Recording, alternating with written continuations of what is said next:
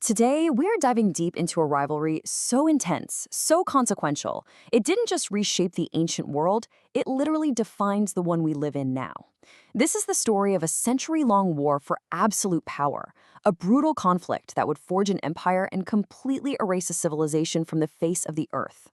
Yep, you heard that right. We're talking about the Punic Wars. Over 100 years, two ancient superpowers locked horns for control of the known world, and in the end, only one could possibly survive. I mean, this conflict is the very definition of high stakes. So, to really get what this epic struggle was all about, you first have to understand the two giants at the center of it all.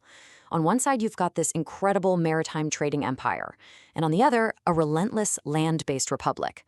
This was, in every sense, a battle between two totally different worlds. Okay, so in one corner, you have Carthage.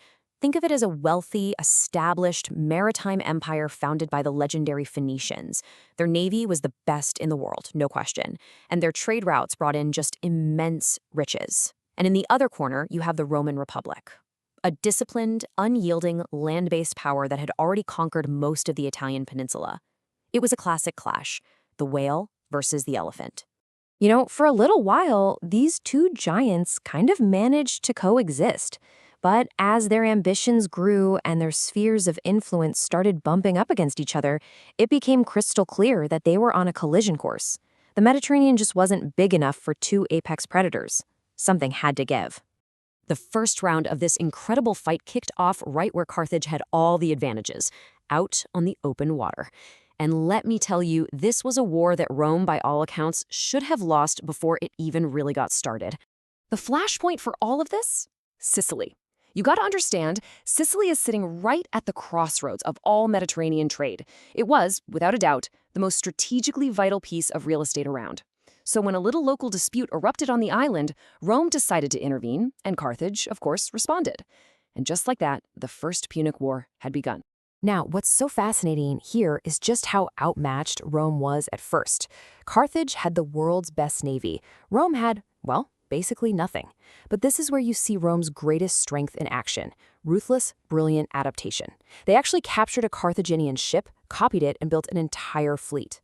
Then they invented the corvus, this absolutely ingenious boarding bridge, which let them turn a sea battle into a land battle. It completely neutralized Carthage's superior sailors and let their legionaries do what they did best: fight hand to hand. And guess what? It worked.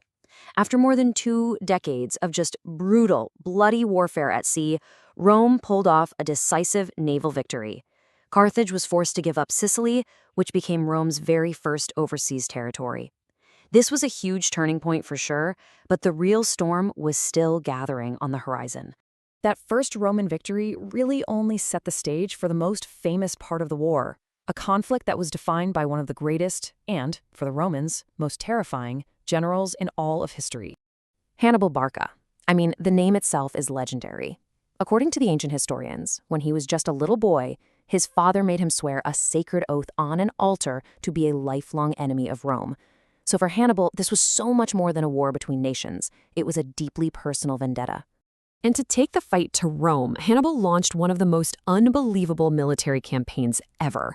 Instead of a predictable attack by sea, he marched his entire army, including war elephants, by the way, from Spain, across France, and then over the treacherous, snow-covered Alps, dropping right into Italy from the north.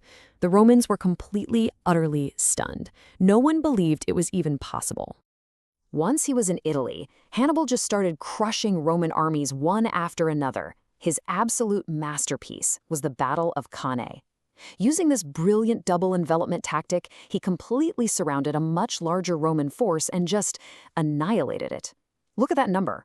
Over 50,000 Roman soldiers died in a single day. To this day, it remains one of the worst military defeats in all of history. So you have to ask yourself, how does a state possibly recover from that? Your armies are shattered, a military genius is running wild in your homeland. I mean, by all logic, Rome should have just collapsed right then and there. But Rome's answer was brutally simple. They just refused to surrender. They adopted a war of attrition, a war of pure endurance, avoiding another big battle with Hannibal to just slowly bleed his army of men and supplies. And then, in a stroke of absolute genius, a Roman general named Scipio took the fight directly to Carthage's doorstep, attacking their lands in Spain and North Africa.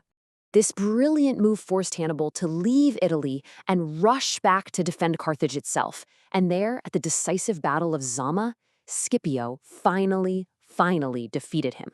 The war was over. Carthage lost its empire, its navy, its wealth, everything. Rome was now the undisputed master of the Western Mediterranean.